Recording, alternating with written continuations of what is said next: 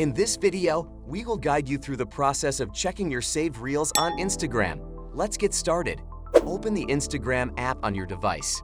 Tap on the Reels icon located at the bottom right corner of the screen. Find a reel that you want to save and tap on the three dots icon at the bottom right corner of the reel. Then, tap on Save.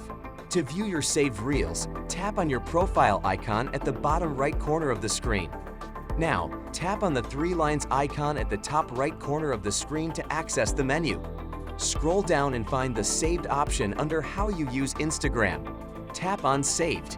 In the Saved section, you'll see various collections of saved posts and reels.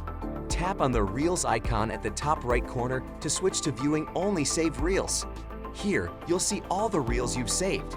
You can scroll through them, remove them from the list, or organize them into different collections according to your preferences. Your saved reels collection serves as a convenient way to revisit your favorite content anytime you want. That's it. You've successfully learned how to check your saved reels on Instagram. Thanks for watching.